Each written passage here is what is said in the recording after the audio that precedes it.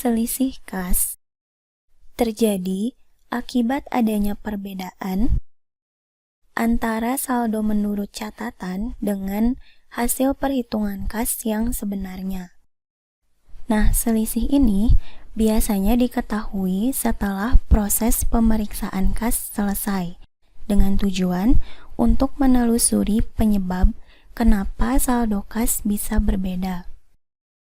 Dalam praktiknya, ada beberapa penyebab perbedaan saldo, yaitu karena salah catat, lalu adanya pembulatan saldo, misalkan ketika teman-teman menerima atau mengeluarkan kas dalam jumlah recehan, kemudian uang palsu, dan sebab lain yang tidak bisa diketahui meskipun sudah dilakukan pemeriksaan dan penelusuran saldo kas.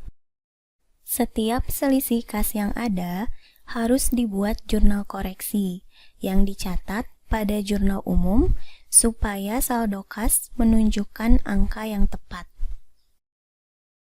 Saya akan membahas dua tipe soal dalam jurnal koreksi, yaitu ketika penyebab selisih kas diketahui, dan yang kedua adalah ketika penyebab selisih kas tidak bisa diketahui. Di sebelah kanan ada soal PT Air Supply. Diasumsikan ada selisih antara saldo kas karena kesalahan saat menjurnal. Dari hasil perhitungan secara fisik, seharusnya saldo kas sebesar 149.487.000, tapi di pembukuan malah tercantum nominal sebesar 152.100.000, sehingga perlu dibuat jurnal koreksi. Sebelum membuat jurnal koreksi, ada beberapa langkah yang harus diingat, yaitu pertama, identifikasi dulu apakah kesalahan pencatatan ada pada transaksi pengeluaran atau penerimaan kas, untuk menentukan akun kas nantinya dicatat di debit atau di kredit pada saat membuat jurnal koreksi. Pada soal poin 1, ada transaksi pembelian secara tunai, berarti ada kas yang keluar, maka transaksi ini termasuk pengeluaran kas. Langkah yang kedua, perhatikan penyebab adanya selisih. Apakah karena dicatat terlalu rendah atau terlalu tinggi?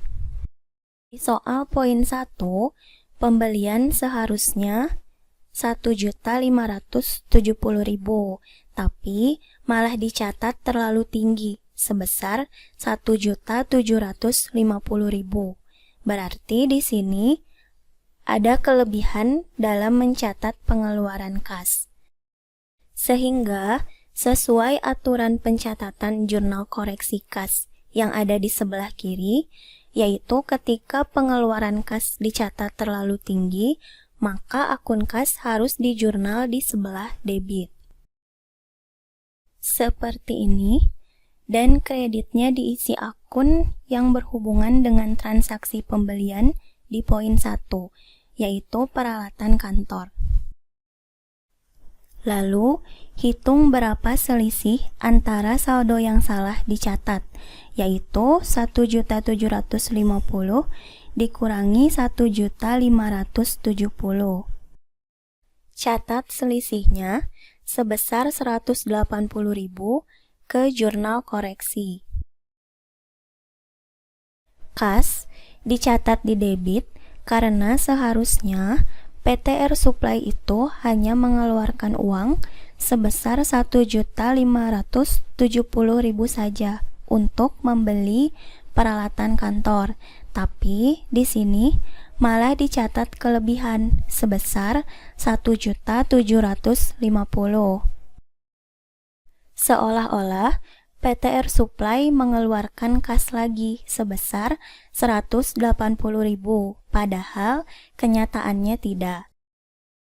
Jadi, supaya saldo kas di pembukuan menunjukkan nominal yang tepat, maka kelebihan pengeluaran kas harus dikembalikan dengan cara mencatat akun kas di debit, supaya ketika diposting ke buku besar, saldo akun kas dan akun peralatan kantor di soal poin 1 menunjukkan jumlah yang tepat. Lanjut ke soal poin 2. Masih berupa transaksi pengeluaran kas, tapi bedanya kali ini digunakan untuk membayar lunas utang dagang. Jadi, PTR Supply sudah membayar lunas sebesar 15.275.000 dan seharusnya PTR Supply sudah tidak punya utang lagi ke PT XYZ, tapi karena salah catat sebesar 12.575.000, di buku besar PTR Supply masih tercatat ada utang 2.700.000. Sehingga perlu dibuat jurnal koreksi supaya saldo akhir utang dagang berjumlah 0 sebagai tanda kalau utang sudah lunas.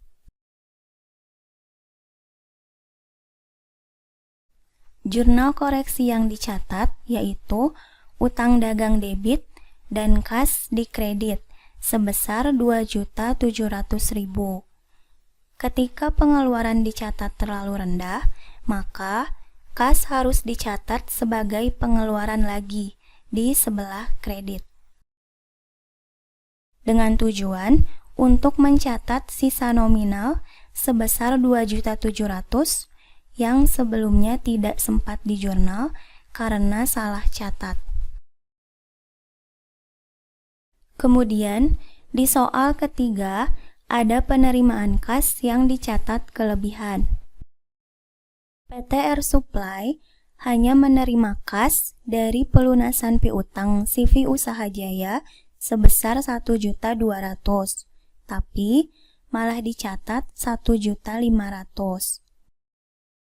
Ketika ada kelebihan pencatatan penerimaan kas, maka saldo kas yang mengalami kelebihan harus di jurnal sebelah kredit dan debitnya diisi dengan akun piutang dagang. Lalu, isi nominalnya sebesar selisih kas, yaitu 300.000. Kenapa jurnalnya seperti ini? Karena pada buku besar, akibat salah catat 1.500.000, sekarang saldo piutang bukannya bernilai 0 ketika dilunasi pelanggan, tapi malah jadi negatif 300.000. Sehingga ketika dibuat jurnal koreksi, akun piutang dagang harus dicatat di debit, supaya saat saldonya diposting seperti ini, maka saldo piutang dagang tidak lagi bernilai negatif dan sudah menunjukkan saldo 0 rupiah sebagai tanda piutang sudah dilunasi pelanggan. Kebalikan dari soal ketiga, di soal 4, penerimaan kas justru dicatat terlalu rendah. Harusnya menerima 1.200.000, malah dicatat 1 juta. Jadi, selisihnya sebesar 200.000 harus ditambahkan lagi ke akun kas dan akun penjualan dengan cara di jurnal pada akun kas di debit dan penjualan di kredit. Jumlahkan jurnal umum, lalu posting saldo sesuai nomor akun ke rekapitulasi. Untuk memudahkan, sebelum posting ke buku besar, nomor akun 111 yaitu kas memiliki saldo jurnal koreksi di debit dan kredit. Tambahkan dulu saldo debit yaitu 200.000 ditambah 180.000. Jadi 380.000. Lalu saldo kas yang dikredit 2.700.000 ditambah 300. Hasilnya adalah 3 juta. Catat juga ke rekapitulasi untuk akun 112 di debit atas piutang dagang 300.000, lalu akun utang dagang dengan nomor 211 di debit 2.700.000 dan masukkan saldo akun 114 untuk peralatan kantor dan 411 untuk penjualan di sebelah kredit. Lalu jumlahkan. Kemudian, posting ke buku besar sesuai posisi debit dan kreditnya. Kalau sebelumnya yang dibahas hanya buku besar khusus soal poin 1 saja, sekarang saya akan membahas buku besar untuk keempat soal. Pertama, untuk akun kas, posting seperti ini. Di sini buku besar yang digunakan adalah bentuk T, supaya lebih simpel. Jumlahkan sisi debit dan sisi kredit. Kalau sudah, kurangkan saldo debit dengan kredit, maka akan diperoleh saldo sebesar 149.487.000, sama dengan hasil perhitungan kas secara fisik. Untuk keempat akun lainnya juga sama, tinggal posting saja supaya saldonya benar. Seperti berikut ini. Pembahasan untuk tipe soal yang penyebab selisih kasnya bisa diketahui sudah selesai. Selanjutnya adalah pembahasan untuk tipe soal yang penyebab selisih kas tidak bisa diketahui. Pada tipe soal ini, jurnal koreksinya lebih mudah, karena hanya menggunakan akun selisih kas dan akun kas. Dan hanya ada 2 aturan untuk pencatatan kas, yaitu jika saldo kas hasil perhitungan fisik lebih besar dari saldo pembukuan, maka kas dicatat di debit.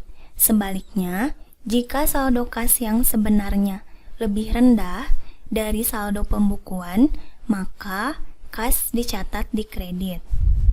Pada soal sebelah kiri, saldo yang sebenarnya adalah 13.464.500, lebih besar dari saldo pembukuan, yaitu 13.450. Maka, jurnal koreksinya dicatat pada akun kas di debit dan selisih kas di kredit sebesar selisihnya, yaitu 14.500. Kemudian posting ke buku besar, maka saldo kas sudah tepat.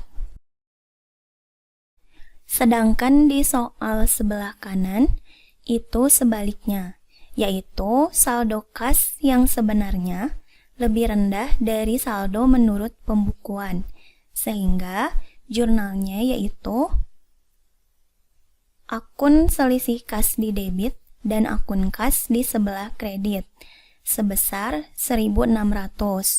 Lalu posting ke buku besar supaya saldo kas benar.